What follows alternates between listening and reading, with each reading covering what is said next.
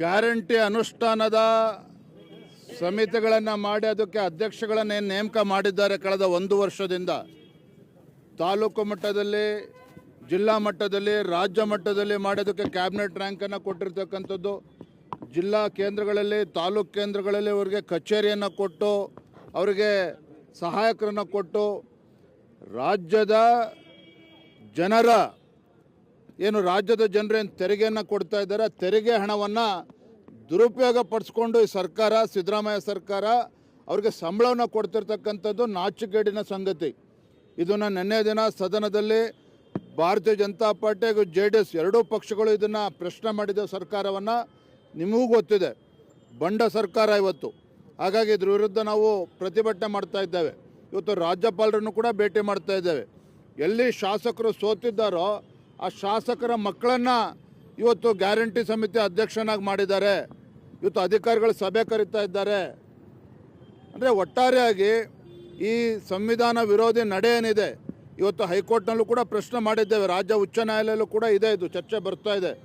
ಆದರೂ ಕೂಡ ಈ ಸರ್ಕಾರದ ನಡೆಯ ವಿರುದ್ಧ ನಾವು ಪ್ರತಿಭಟನೆ ಮಾಡಿ ಇವತ್ತು ರಾಜ್ಯಪಾಲರನ್ನು ಕೂಡ ನಾವು ಭೇಟಿ ಮಾಡಿ ನಾವು ಮೆಮೊರಾಂಡಮ್ ಕೂಡ ಕೊಡ್ತೇವೆ. ಬಿಜೆಪಿ ಅವರು ಏನೇ ಬೇಕಾದ್ರೂ ಮಾಡಲಿ, ನಾವು ಕೊಡ್ತೀವಿ ಅಂತ ಕಾರ್ಯಕರ್ತರು ಪಕ್ಷಕ್ಕಾಗಿ ದುಡಿದಿದ್ದಾರೆ. ನಾಚಿಕೆ ಆಗಬೇಕಾಗಿತ್ತು. ಯಾವ ಪುಣ್ಯಾತ್ಮ ಮಾಡಿದನೋ ಆ ಪುಣ್ಯಾತ್ಮಗೆ ನಾಚಿಕೆ ಆಗಬೇಕಾಗಿತ್ತು. ನಿಮಗೆ ತಾಕತ್ತಿದ್ರೆ, ನಿಮಗೆ ಗೌರವ ಇದ್ದರೆ ಇವತ್ತು ರಾಜ್ಯದಲ್ಲಿ ನೋಡಿ, ಅಂಗನವಾಡಿ ಕಾರ್ಯಕರ್ತರು ಇವತ್ತು ಧರಣಿ ಮಾಡಿ ಹೋಗಿದ್ದಾರೆ 4-5 ದಿನಗಳ ಕಾಲ. ಇವತ್ತು ದಾದಿಯವರು ಇವತ್ತು ಪ್ರೊಟೆಸ್ಟ್ ಮಾಡಿದ್ದಾರೆ. ಒಂದು 4-5 ದಿನಗಳ ಕಾಲ ಬೆಂಗಳೂರಿನಲ್ಲಿದ್ದು ನರ್ಸಸ್ಗಳು, ಆಶಾ ಕಾರ್ಯಕರ್ತರು.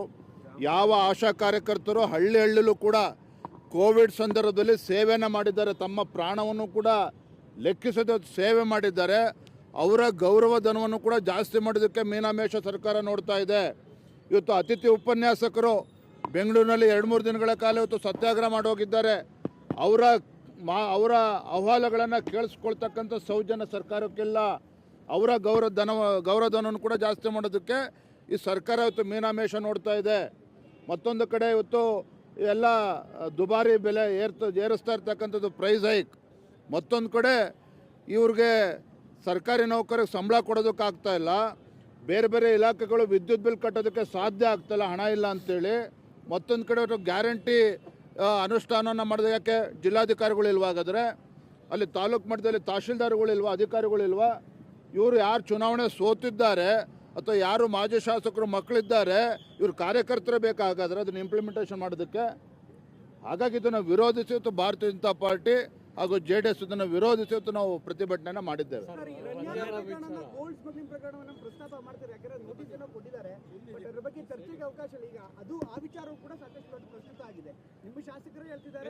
ನೋಡಿ, ಅನೇಕ ಜ್ವಲಂತ ಸಮಸ್ಯೆಗಳಿದೆ. ಇವತ್ತು 9 ವಿಶ್ವವಿದ್ಯಾನಿಲಯಗಳನ್ನು ಮುಚ್ಚಾಕ್ತಕ್ಕಂಥ ದರಿದ್ರ ಪರಿಸ್ಥಿತಿ ಇವತ್ತು ರಾಜ್ಯ ಸರ್ಕಾರ ಏನು ಬಂದಿದೆ.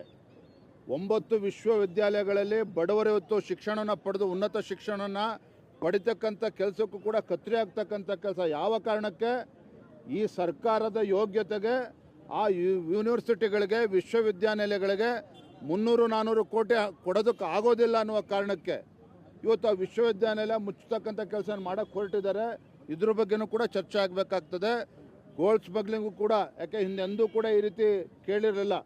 ಒಬ್ಬ ಹಿರಿಯ IAS ಅಧಿಕಾರಿಯ ಮಗಳು, ಇವತ್ತು ಕೆಲವು IPS ಅಧಿಕಾರಿಯ ಮಗಳು ಇವತ್ತು 30-40 ಬಾರಿ ದುಬೈ ಹೊರದೇಶಕ್ಕೆ ಹೋಗಿ ಬರ್ತಾರೆ. ಬೆಂಗಳೂರಿಗೆ ಬಂದಾಗ ರಾಜಾತಿಥ್ಯ ಅವರಿಗೆ. ಯಾರೂ ಕೂಡ ಅವ್ರನ್ನ ಚೆಕ್ ಮಾಡೋದಕ್ಕೆ ಆಗೋದಿಲ್ಲ. ಒಂದು ಬಾರಿ ಹಿಡಿದಾಗಲೇ 14 ಕೋಟಿ ಬೆಲೆ ಬಾಳ್ತಕ್ಕಂಥ ಚಿನ್ನ ಸಿಕ್ಕಿದೆ ಅಂತ ಹೇಳಿದ್ರೆ, 30-40 ಬಾರಿ ಹೋಗಿರ್ತಕ್ಕಂಥ ಈಕೆ ಎಷ್ಟು ಚಿನ್ನ ಇವತ್ತು ಬಂದಿರ್ಬೋದು ನಮ್ಮ ದೇಶಕ್ಕೆ, ಇದೆಷ್ಟು ಹವಾಲಾ ಟ್ರಾನ್ಸಾಕ್ಷನ್ ಆಗಿರ್ಬೋದು. ಇದರಿಂದ ಯಾವ್ಯಾವ ಘಟಾನುಘಟಿಗಳ ಕೈವಾಡ ಇದೆ, ಕೆಲವರು ಸಚಿವರ ಕೈವಾಡ ಇದೆ ಅಂತೇಳಿ ಕೇಳಿ ಬರ್ತಾ ಇದೆ. ಹಾಗಾಗಿ ಸಮಗ್ರ ತನಿಖೆ ಆಗಬೇಕು ಅಂತೇಳಿ CBI ತನಿಖೆ ನಡೆಸ್ತಾ ಇದೆ. ಆದರೆ ಸದನದಲ್ಲಿ ಚರ್ಚೆನೂ ಕೂಡ ಆಗಬೇಕಿದು. ನೀವು ಒಗ್ಗಟ್ಟಾಗಿ ಹೋರಾಟ ಮಾಡ್ತಿದ್ದೀರಿ ಈ ವಿಚಾರದಲ್ಲಿ. ಬಿಜೆಪಿ ಗ್ಯಾರಂಟಿ ಇರ್ಬೋದು, ಸ್ಮಗ್ಲಿಂಗ್ ವಿಚಾರ ಇರ್ಬೋದು, ಬಟ್ ನಿಮ್ಮದೇ ಶಾಸಕರಾದಂಥ ST ಸೋಮಶೇಖರ್ ಅವರು ಬಿಜೆಪಿ ಮಂತ್ರಿಗಳ ಕೈವಾಡನೇ ಇರ್ಬೋದು, ಇದರಲ್ಲಿ ಬಿಜೆಪಿ ಬಾಯಿಗೆ ಬಂದಂಗೆ ಮಾತಾಡ್ತಿದೆ ಅನ್ನುವಂಥ ಆರೋಪವನ್ನು ನಿಮ್ಮ ಮೇಲೆ ಮಾಡ್ತಿದ್ದಾರೆ. ST ಸೋಮಶೇಖರ್ ಅವರು ಯಾಕೆ ಹೇಳಿಕೆಗಳನ್ನ ಕೊಡ್ತಾ ಇದ್ದಾರೆ? ಸರ್ಕಾರದ ಪರವಾಗಿ ನಿಂತಿದ್ದಾರೆ, ನಿಮಗೆ ಗೊತ್ತಿದೆ. ಇದಕ್ಕೆ ನಾವು ಭಾರತೀಯ ಜನತಾ ಪಾರ್ಟಿ ನಾವು ರಾಜ್ಯ ಮಟ್ಟದಲ್ಲಿ ತೀರ್ಮಾನ ತೆಗೆದುಕೊಂಡು ಕೇಂದ್ರದ ವರಿಷ್ಠರಿಗೆ ಕಳಿಸ್ಕೊಟ್ಟಿದ್ದೇವೆ. ಇದು ಎಲ್ಲದಕ್ಕೂ ಕೂಡ ನಾವು ಕೂಡ ಉತ್ತರ ಕಾಯ್ತಾ ಇದ್ದೇವೆ. ಒಂದು ಕಡೆ ಆಯಿತು. ಆದರೆ ಇವತ್ತು ಪ್ರಶ್ನೆ ಇರ್ತಕ್ಕಂಥದ್ದು, ಇವತ್ತು ಒಂದು ಕಡೆ ಪ್ರೈಸ್ ಹೈಕು, ಮತ್ತೊಂದು ಕಡೆ ಇವತ್ತು ರಾಜ್ಯದ ಮೂಲೆ ಮೂಲೆಗಳಿಗೆ ಬಂದು ಇವತ್ತು ಅಂಗನವಾಡಿ ಕಾರ್ಯಕರ್ತರು, ಇವತ್ತು ಆಶಾ ಕಾರ್ಯಕರ್ತರು, ಉಪನ್ಯಾಸ ಅತಿಥಿ ಉಪನ್ಯಾಸಕರು ಅವರ ಬೇಡಿಕೆಗಳನ್ನು ಈಡೇರಿಸೋ ಯೋಗ್ಯತೆ ಸರ್ಕಾರಕ್ಕಿಲ್ಲ. ಮತ್ತೊಂದು ಕಡೆ ಗೋಲ್ಡ್ ಸ್ಮಗ್ಲಿಂಗ್ ಇಶ್ಯೂ, ಮತ್ತೊಂದು ಕಡೆ ಇವತ್ತು ವಿಶ್ವವಿದ್ಯಾಲಯಗಳು ಮುಚ್ಚುತ್ತಾ ಇರ್ತಕ್ಕಂಥದ್ದು, ಎಲ್ಲದ್ರ ಬಗ್ಗೆ ನಾವು ಸದನದಲ್ಲಿ ಚರ್ಚೆ ಮಾಡ್ತೇವೆ. ಗೋಲ್ಡ್ ಸ್ಮಗ್ಲಿಂಗ್ ಅಲ್ಲಿ ಸೆಂಟ್ರಲ್ ಗೌರ್ಮೆಂಟ್ ಅವರಿಗೆ ಏರ್ಪೋರ್ಟ್ ಅಥಾರಿಟಿ ಅವ್ರ ಕೈಲಿರುತ್ತೆ, ಅವರಲ್ಲಿ ಮಲಗಿದ್ರ ಅಂತ ಕಾಂಗ್ರೆಸ್ ನಾಯಕರು ಒಂದು ಆರೋಪ ಇದೆ. ಅಲ್ಲೇ ಲೂಪ್ ಹೋಲ್ಸ್ ಇರೋದು. ಅಲ್ಲಿ ಯಾರು ಮಲಗಿದ್ರು ಅನ್ನೋದಕ್ಕಿಂತ ಬೇಡ ಬಿಡಿ, ಅವೆಲ್ಲ ಚರ್ಚೆ ಅವೆಲ್ಲ ಸಾಕಷ್ಟು ಇದ್ದಾವೆ. ಆ ವಿಚಾರಕ್ಕೆ ಹೋದ್ರೆ ಮತ್ತೆ ಭಾಳ ಸವಿಸ್ತಾರ ಮಾತನಾಡಬೇಕಂತ ನಮ್ಮ ಬಾಯಲ್ಲಿ ಬೇಡ, ಚರ್ಚೆ ತನಿಖೆ ಆಗಲಿ. ಗ್ಯಾರಂಟಿ ಅನುಷ್ಠಾನದ ಸಮಿತಿಗಳನ್ನು ಮಾಡಿ ಅದಕ್ಕೆ ಅಧ್ಯಕ್ಷಗಳನ್ನೇನು ನೇಮಕ ಮಾಡಿದ್ದಾರೆ ಕಳೆದ 1 ವರ್ಷದಿಂದ, ತಾಲೂಕು ಮಟ್ಟದಲ್ಲಿ, ಜಿಲ್ಲಾ ಮಟ್ಟದಲ್ಲಿ, ರಾಜ್ಯ ಮಟ್ಟದಲ್ಲಿ ಮಾಡೋದಕ್ಕೆ ಕ್ಯಾಬಿನೆಟ್ ರ್ಯಾಂಕನ್ನು ಕೊಟ್ಟಿರ್ತಕ್ಕಂಥದ್ದು. ಜಿಲ್ಲಾ ಕೇಂದ್ರಗಳಲ್ಲಿ, ತಾಲೂಕು ಕೇಂದ್ರಗಳಲ್ಲಿ ಅವರಿಗೆ ಕಚೇರಿಯನ್ನು ಕೊಟ್ಟು, ಅವರಿಗೆ ಸಹಾಯಕರನ್ನು ಕೊಟ್ಟು, ರಾಜ್ಯದ ಜನರ ಏನು ರಾಜ್ಯದ ಜನರೇನು ತೆರಿಗೆಯನ್ನು ಕೊಡ್ತಾ ಇದ್ದಾರೆ, ತೆರಿಗೆ ಹಣವನ್ನು ದುರುಪಯೋಗ ಪಡಿಸ್ಕೊಂಡು ಈ ಸರ್ಕಾರ, ಸಿದ್ದರಾಮಯ್ಯ ಸರ್ಕಾರ ಅವ್ರಿಗೆ ಸಂಬಳವನ್ನು ಕೊಡ್ತಿರ್ತಕ್ಕಂಥದ್ದು ನಾಚಿಕೆಗೇಡಿನ ಸಂಗತಿ. ಇದನ್ನು ನಿನ್ನೆ ದಿನ ಸದನದಲ್ಲಿ ಭಾರತೀಯ ಜನತಾ ಪಾರ್ಟಿ ಹಾಗೂ JDS ಎರಡೂ ಪಕ್ಷಗಳು ಇದನ್ನು ಪ್ರಶ್ನೆ ಮಾಡಿದ ಸರ್ಕಾರವನ್ನು. ನಿಮಗೂ ಗೊತ್ತಿದೆ, ಬಂಡ ಸರ್ಕಾರ ಇವತ್ತು. ಹಾಗಾಗಿ ಇದ್ರ ವಿರುದ್ಧ ನಾವು ಪ್ರತಿಭಟನೆ ಮಾಡ್ತಾ ಇದ್ದೇವೆ. ಇವತ್ತು ರಾಜ್ಯಪಾಲರನ್ನು ಕೂಡ ಭೇಟಿ ಮಾಡ್ತಾ ಇದ್ದೇವೆ. ಎಲ್ಲಿ ಶಾಸಕರು ಸೋತಿದ್ದಾರೋ ಆ ಶಾಸಕರ ಮಕ್ಕಳನ್ನು ಇವತ್ತು ಗ್ಯಾರಂಟಿ ಸಮಿತಿ ಅಧ್ಯಕ್ಷನಾಗಿ ಮಾಡಿದ್ದಾರೆ. ಇವತ್ತು ಅಧಿಕಾರಿಗಳು ಸಭೆ ಕರೀತಾ ಇದ್ದಾರೆ. ಅಂದರೆ ಒಟ್ಟಾರೆಯಾಗಿ ಈ ಸಂವಿಧಾನ ವಿರೋಧಿ ನಡೆ ಏನಿದೆ, ಇವತ್ತು ಹೈಕೋರ್ಟ್ನಲ್ಲೂ ಕೂಡ ಪ್ರಶ್ನೆ ಮಾಡಿದ್ದೇವೆ, ರಾಜ್ಯ ಉಚ್ಚ ನ್ಯಾಯಾಲಯಲ್ಲೂ ಕೂಡ ಇದೆ, ಇದು ಚರ್ಚೆ ಬರ್ತಾ ಇದೆ. ಆದರೂ ಕೂಡ ಈ ಸರ್ಕಾರದ ನಡೆಯ ವಿರುದ್ಧ ನಾವು ಪ್ರತಿಭಟನೆ ಮಾಡಿ ಇವತ್ತು ರಾಜ್ಯಪಾಲರನ್ನು ಕೂಡ ನಾವು ಭೇಟಿ ಮಾಡಿ ನಾವು ಮೆಮೊರಂಡಮ್ ಕೂಡ ಕೊಡ್ತೇವೆ. ಬಿಜೆಪಿ ಅವ್ರು ಏನೇ ಬೇಕಾದ್ರೂ ಮಾಡಲಿ, ನಾವು ಕೊಟ್ಟೆ ಕೊಡ್ತೀವಿ ಅಂತ ಕಾರ್ಯಕರ್ತರು ಪಕ್ಷಕ್ಕಾಗಿ ದುಡಿದಿದ್ದಾರೆ. ನಾಚಿಕೆ ಆಗಬೇಕಾಗಿತ್ತು. ಯಾವ ಪುಣ್ಯಾತ್ಮ ಮಾಡಿದನೋ ಆ ಪುಣ್ಯಾತ್ಮಗೆ ನಾಚಿಕೆ ಆಗಬೇಕಾಗಿತ್ತು. ನಿಮಗೆ ತಾಕತ್ತಿದ್ರೆ, ನಿಮಗೆ ಗೌರವ ಇದ್ದರೆ, ಇವತ್ತು ರಾಜ್ಯದಲ್ಲಿ ನೋಡಿ ಅಂಗನವಾಡಿ ಕಾರ್ಯಕರ್ತರು ಇವತ್ತು ಧರಣಿ ಮಾಡಿ ಹೋಗಿದ್ದಾರೆ 4-5 ದಿನಗಳ ಕಾಲ. ಇವತ್ತು ದಾದಿಯವರು ಇವತ್ತು ಪ್ರೊಟೆಸ್ಟ್ ಮಾಡಿದ್ದಾರೆ. ಒಂದು 4-5 ದಿನಗಳ ಕಾಲ ಬೆಂಗಳೂರಿನಲ್ಲಿದ್ದು ನರ್ಸಸ್ಗಳು, ಆಶಾ ಕಾರ್ಯಕರ್ತರು. ಯಾವ ಆಶಾ ಕಾರ್ಯಕರ್ತರು ಹಳ್ಳಿಯಲ್ಲೂ ಕೂಡ ಕೋವಿಡ್ ಸಂದರ್ಭದಲ್ಲಿ ಸೇವೆಯನ್ನು ಮಾಡಿದ್ದಾರೆ, ತಮ್ಮ ಪ್ರಾಣವನ್ನು ಕೂಡ ಲೆಕ್ಕಿಸದೆ ಸೇವೆ ಮಾಡಿದ್ದಾರೆ. ಅವರ ಗೌರವಧನವನ್ನು ಕೂಡ ಜಾಸ್ತಿ ಮಾಡೋದಕ್ಕೆ ಮೀನಾಮೇಷ ಸರ್ಕಾರ ನೋಡ್ತಾ ಇದೆ. ಇವತ್ತು ಅತಿಥಿ ಉಪನ್ಯಾಸಕರು ಬೆಂಗಳೂರಿನಲ್ಲಿ 2-3 ದಿನಗಳ ಕಾಲ ಇವತ್ತು ಸತ್ಯಾಗ್ರಹ ಮಾಡೋಗಿದ್ದಾರೆ. ಅವರ ಅಹವಾಲುಗಳನ್ನು ಕೇಳಿಸ್ಕೊಳ್ತಕ್ಕಂಥ ಸೌಜನ್ಯ ಸರ್ಕಾರಕ್ಕಿಲ್ಲ. ಅವರ ಗೌರವಧನವನ್ನು ಕೂಡ ಜಾಸ್ತಿ ಮಾಡೋದಕ್ಕೆ ಈ ಸರ್ಕಾರ ಇವತ್ತು ಮೀನಾಮೇಷ ನೋಡ್ತಾ ಇದೆ. ಮತ್ತೊಂದು ಕಡೆ ಇವತ್ತು ಎಲ್ಲ ದುಬಾರಿ ಬೆಲೆ ಏರಿಸ್ತಾ ಇರ್ತಕ್ಕಂಥದ್ದು ಪ್ರೈಸ್ ಹೈಕ್. ಮತ್ತೊಂದು ಕಡೆ ಇವ್ರಿಗೆ ಸರ್ಕಾರಿ ನೌಕರಿಗೆ ಸಂಬಳ ಕೊಡೋದಕ್ಕಾಗ್ತಾ ಇಲ್ಲ. ಬೇರೆ ಬೇರೆ ಇಲಾಖೆಗಳು ವಿದ್ಯುತ್ ಬಿಲ್ ಕಟ್ಟೋದಕ್ಕೆ ಸಾಧ್ಯ ಆಗ್ತಾಯಿಲ್ಲ, ಹಣ ಇಲ್ಲ ಅಂತೇಳಿ. ಮತ್ತೊಂದು ಕಡೆ ಗ್ಯಾರಂಟಿ ಅನುಷ್ಠಾನವನ್ನು ಮಾಡಿದೆ. ಯಾಕೆ ಜಿಲ್ಲಾಧಿಕಾರಿಗಳಿಲ್ವ? ಹಾಗಾದರೆ ಅಲ್ಲಿ ತಾಲೂಕು ಮಟ್ಟದಲ್ಲಿ ತಹಶೀಲ್ದಾರ್ಗಳಿಲ್ವ, ಅಧಿಕಾರಿಗಳಿಲ್ವ? ಇವರು ಯಾರು ಚುನಾವಣೆ ಸೋತಿದ್ದಾರೆ ಅಥವಾ ಯಾರು ಮಾಜಿ ಶಾಸಕರು ಮಕ್ಕಳಿದ್ದಾರೆ, ಇವರು ಕಾರ್ಯಕರ್ತರೇ ಬೇಕಾಗಾದ್ರೆ ಅದನ್ನು ಇಂಪ್ಲಿಮೆಂಟೇಷನ್ ಮಾಡೋದಕ್ಕೆ. ಹಾಗಾಗಿ ಇದನ್ನು ವಿರೋಧಿಸಿ ಇವತ್ತು ಭಾರತೀಯ ಜನತಾ ಪಾರ್ಟಿ ಹಾಗೂ JDS ಇದನ್ನು ವಿರೋಧಿಸಿ ಇವತ್ತು ನಾವು ಪ್ರತಿಭಟನೆಯನ್ನು ಮಾಡಿದ್ದೇವೆ. ಗೋಲ್ಡ್ ಸ್ಮಗ್ಲಿಂಗ್ ಪ್ರಕರಣವನ್ನು ಪ್ರಸ್ತಾಪ ಮಾಡ್ತಾರೆ, ಯಾಕಂದ್ರೆ ನೋಟಿಸ್ ಏನೋ ಕೊಟ್ಟಿದ್ದಾರೆ, ಬಟ್ ಅದ್ರ ಬಗ್ಗೆ ಚರ್ಚೆಗೆ ಅವಕಾಶ ಇಲ್ಲ. ಈಗ ಆ ವಿಚಾರವೂ ಕೂಡ ಸಾಕಷ್ಟು ಪ್ರಸ್ತುತ ಆಗಿದೆ. ನಿಮ್ಮ ಶಾಸಕರೇ ಹೇಳ್ತಿದ್ದಾರೆ ನೋಡಿ, ಅನೇಕ ಜ್ವಲಂತ ಸಮಸ್ಯೆಗಳಿದೆ. ಇವತ್ತು 9 ವಿಶ್ವವಿದ್ಯಾನಿಲಯಗಳನ್ನು ಮುಚ್ಚಾಕ್ತಕ್ಕಂಥ ದರಿದ್ರ ಪರಿಸ್ಥಿತಿ ಇವತ್ತು ರಾಜ್ಯ ಸರ್ಕಾರ ಏನು ಬಂದಿದೆ.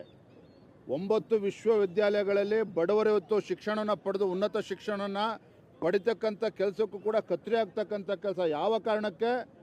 ಈ ಸರ್ಕಾರದ ಯೋಗ್ಯತೆಗೆ ಆ ಯೂನಿವರ್ಸಿಟಿಗಳಿಗೆ, ವಿಶ್ವವಿದ್ಯಾನಿಲಯಗಳಿಗೆ 300-400 ಕೋಟಿ ಕೊಡೋದಕ್ಕೆ ಆಗೋದಿಲ್ಲ ಅನ್ನುವ ಕಾರಣಕ್ಕೆ ಇವತ್ತು ಆ ವಿಶ್ವವಿದ್ಯಾನಿಲಯ ಮುಚ್ಚತಕ್ಕಂಥ ಕೆಲಸ ಮಾಡೋಕ್ಕೆ ಹೊರಟಿದ್ದಾರೆ.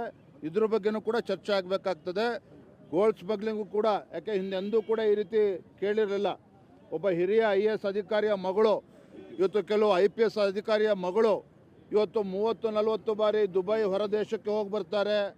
ಬೆಂಗಳೂರಿಗೆ ಬಂದಾಗ ರಾಜಾತಿಥ್ಯ ಅವರಿಗೆ ಯಾರೂ ಕೂಡ ಅವ್ರನ್ನ ಚೆಕ್ ಮಾಡೋದಕ್ಕೆ ಆಗೋದಿಲ್ಲ. ಒಂದು ಬಾರಿ ಹಿಡಿದಾಗಲೇ 14 ಕೋಟಿ ಬೆಲೆ ಬಾಳ್ತಕ್ಕಂಥ ಚಿನ್ನ ಸಿಕ್ಕಿದೆ ಅಂತ ಹೇಳಿದ್ರೆ 30-40 ಬಾರಿ ಹೋಗಿರ್ತಕ್ಕಂಥ ಈಕೆ ಎಷ್ಟು ಚಿನ್ನ ಇವತ್ತು ಬಂದಿರ್ಬೋದು ನಮ್ಮ ದೇಶಕ್ಕೆ, ಇದು ಎಷ್ಟು ಹವಾಲಾ ಟ್ರಾನ್ಸಾಕ್ಷನ್ ಆಗಿರ್ಬೋದು, ಇದರಿಂದ ಯಾವ್ಯಾವ ಘಟಾನುಘಟಿಗಳ ಕೈವಾಡ ಇದೆ. ಕೆಲವರು ಸಚಿವರ ಕೈವಾಡ ಇದೆ ಅಂತೇಳಿ ಕೇಳಿ ಬರ್ತಾ ಇದೆ. ಹಾಗಾಗಿ ಸಮಗ್ರ ತನಿಖೆ ಆಗಬೇಕು ಅಂತೇಳಿ CBI ತನಿಖೆ ನಡೆಸ್ತಾ ಇದೆ. ಆದರೆ ಸದನದಲ್ಲಿ ಚರ್ಚೆನೂ ಕೂಡ ಆಗಬೇಕಿದು. ಸರ್, ನೀವು ಒಗ್ಗಟ್ಟಾಗಿ ಹೋರಾಟ ಮಾಡ್ತಿದ್ದೀರಿ ಈ ವಿಚಾರದಲ್ಲಿ. ಬಿಜೆಪಿ ಗ್ಯಾರಂಟಿ ಇರ್ಬೋದು, ಸ್ಮಗ್ಲಿಂಗ್ ವಿಚಾರ ಇರ್ಬೋದು, ಬಟ್ ನಿಮ್ಮದೇ ಶಾಸಕರಾದಂಥ ಎಸ್ ಟಿ ಸೋಮಶೇಖರ್ ಅವರು ಬಿಜೆಪಿ ಮಂತ್ರಿಗಳ ಕೈವಾಡನೇ ಇರ್ಬೋದು ಇದರಲ್ಲಿ, ಬಿಜೆಪಿ ಬಾಯಿಗೆ ಬಂದಂಗೆ ಮಾತಾಡ್ತಿದೆ ಅನ್ನುವಂಥ ಆರೋಪನ ನಿಮ್ಮ ಮೇಲೆ ಮಾಡ್ತಿದ್ದಾರೆ. ಎಸ್ ಟಿ ಸೋಮಶೇಖರ್ ಅವರು ಯಾಕೆ ಹೇಳಿಕೆಗಳನ್ನ ಕೊಡ್ತಾ ಇದ್ದಾರೆ, ಸರ್ಕಾರದ ಪರವಾಗಿ ನಿಂತಿದ್ದಾರೆ, ನಿಮಗೆ ಗೊತ್ತಿದೆ. ಇದಕ್ಕೆ ನಾವು ಭಾರತೀಯ ಜನತಾ ಪಾರ್ಟಿ ನಾವು ರಾಜ್ಯ ಮಟ್ಟದಲ್ಲಿ ತೀರ್ಮಾನ ತೆಗೆದುಕೊಂಡು ಕೇಂದ್ರದ ವರಿಷ್ಠರಿಗೆ ಕಳಿಸ್ಕೊಟ್ಟಿದ್ದೇವೆ. ಇದು ಎಲ್ಲದಕ್ಕೂ ಕೂಡ ನಾವು ಕೂಡ ಉತ್ತರ ಕಾಯ್ತಾ ಇದ್ದೇವೆ. ಒಂದು ಕಡೆ ಆಯಿತು. ಆದರೆ ಇವತ್ತು ಪ್ರಶ್ನೆ ಇರ್ತಕ್ಕಂಥದ್ದು, ಇವತ್ತು ಒಂದು ಕಡೆ ಪ್ರೈಸ್ ಹೈಕು, ಮತ್ತೊಂದು ಕಡೆ ಇವತ್ತು ರಾಜ್ಯದ ಮೂಲೆಗಳಿಗೆ ಬಂದು ಇವತ್ತು ಅಂಗನವಾಡಿ ಕಾರ್ಯಕರ್ತರು, ಇವತ್ತು ಆಶಾ ಕಾರ್ಯಕರ್ತರು, ಅತಿಥಿ ಉಪನ್ಯಾಸಕರು ಅವರ ಬೇಡಿಕೆಗಳನ್ನು ಈಡೇರಿಸೋ ಯೋಗ್ಯತೆ ಸರ್ಕಾರಕ್ಕಿಲ್ಲ.